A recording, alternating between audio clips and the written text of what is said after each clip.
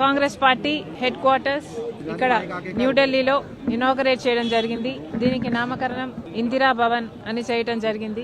ఈ కార్యక్రమంలో ఈరోజు నేను భాగం అవ్వడం చాలా సంతోషకరం. ఈ building Congress party head quarters గా ఇప్పటి నుంచి నిలవబోతుంది. ఇది ఒక బిల్డింగ్ మాత్రమే కాదు, ఇటుకలతో కట్టింది కాదు అని ఈ బిల్డింగ్ లోపల చూస్తే ఎవరికైనా అర్థమవుతుంది. దీని లోపల కాంగ్రెస్ లెగసీని అంతా ఎంత వివరంగా దృశ్యాలతో చూపించగలరో అద్భుతంగా అందంగా చేయటం జరిగింది. అంత అద్భుతంగా చరిత్రనంతా కాంగ్రెస్ పార్టీ చరిత్రనంతా దీంట్లో పొందుపరచడం జరిగింది. అసలు లోపల భాగం చూస్తే దేశ స్వాతంత్రం దగ్గర నుంచి, స్వాతంత్ర పోరాటం దగ్గర నుంచి, భారతదేశ పునాదులు వేయడం దగ్గర నుంచి ఇప్పటి వరకు కాంగ్రెస్ పార్టీ నాయకులు ఎంత వారి శ్రమను, వారి రక్తాన్ని ధారపోసారో, ఎంతమంది ప్రాణ త్యాగాలు చేశారో, ఎంతమంది కాంగ్రెస్ యోధులు కార్యకర్తలు అన్ని త్యాగాలు చేస్తే ఈ దేశానికి స్వతంత్రం వచ్చిందో, ఆ తర్వాత కూడా మన దేశానికి పునాదులు వేసి రాజ్యాంగాన్ని నిర్మించి ప్రపంచంలోనే అతిపెద్ద డెమోక్రటిక్ నేషన్ గా ఈరోజు భారతదేశం నిలబడింది అంటే దీనికి అంతటికీ కారణం కాంగ్రెస్ పార్టీ. ఆ చరిత్రనంతా లోపల గోడల మీద చూపించడం జరిగింది. చాలా సంతోషం. కంగ్రాచులేషన్స్. ప్రతి కాంగ్రెస్ కార్యకర్తకే కాదు, దేశంలోని ప్రతి పౌరునికి కూడా ఇది గర్వకారణం. ఈ సందర్భంగా ఒక మాట చెప్పాలనుకుంటున్నాం.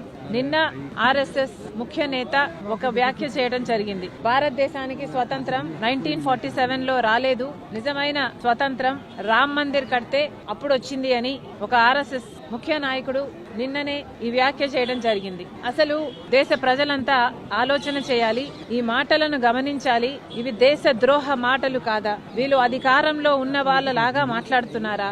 వీళ్ళు టెర్రరిస్ట్ లాగా మాట్లాడటం లేదా? వీళ్ళ వ్యవహారం టెర్రరిస్ట్ లాగా లేదా?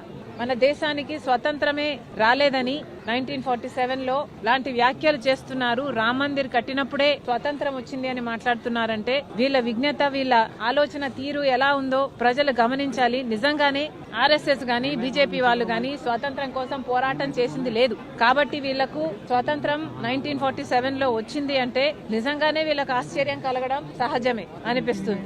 వీళ్ళు ప్రాణ త్యాగాలు చేయట్లేదు, వీళ్ళు స్వాతంత్రం కోసం వాళ్ళ రక్తం పెట్టలేదు, వీళ్ళ శ్రమ లేదు, ఏది లేకుండానే మనకు స్వాతంత్రం, భారతదేశానికి స్వాతంత్రం వచ్చిందని వీళ్ళకి ఏడుపా?